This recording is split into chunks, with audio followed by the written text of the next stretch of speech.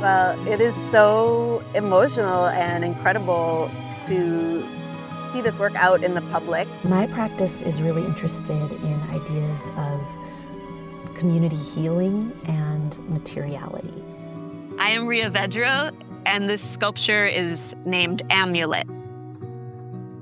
So this project has been years in the making. It's the culmination of 3 years of workshops and invitations in community centers and at a site in East Boston along the waterfront and all kinds of places throughout the city.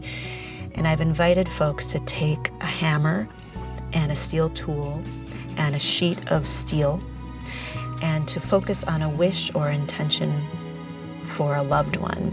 And I have taken now hundreds and hundreds of little steel panels full of people's wish marks and welded them directly to form the skin of these 3 forms.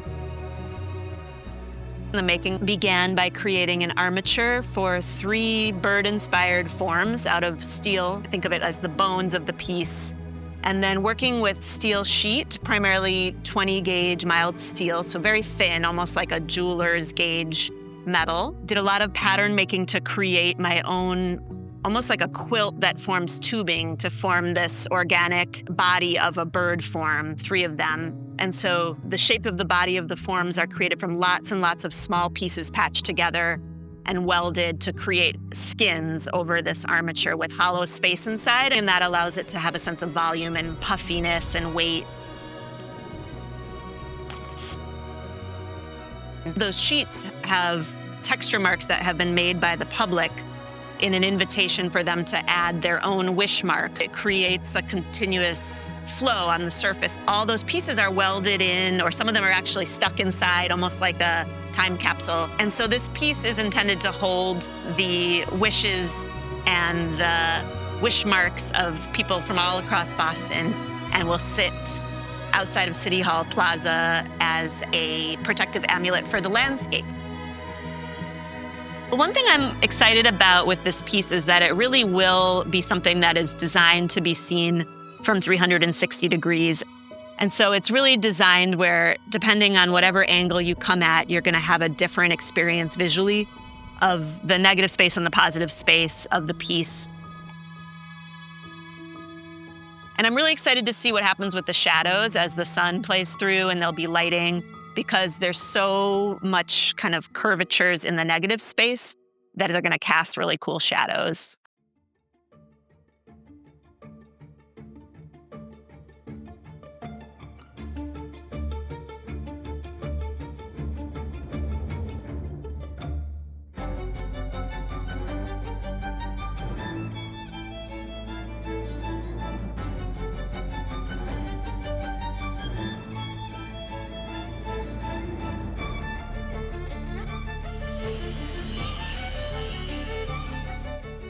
I have a master's in fine arts in metalsmithing, which is a really specific niche craft, like high craft, like you have ceramics, woodworking, metalsmithing, blacksmithing. So I started first as a jeweler, loved working and still work and teach, working with silver, working with gold, copper, non-ferrous, non-steel metals. But in that process, I really fell in love with tool making and with steel pretty quickly.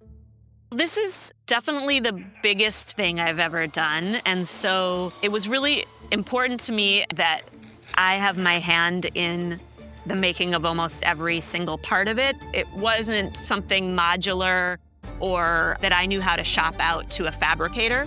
So that meant and means that it's been very much a labor of love, with like every millimeter is my hand shaping and forming and texturing and fighting with it and coming and editing. I've been crawling underneath it and inside it, and it is the structure around which I work instead of me moving it around.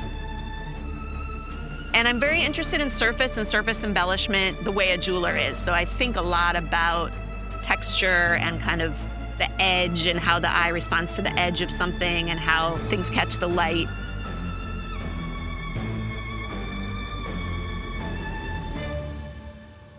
So I have a real relationship with this object now, and I have a lot that I've learned through the process for sure. I just want to thank everybody that took the time and seriousness to engage with my project as a public art community-based piece.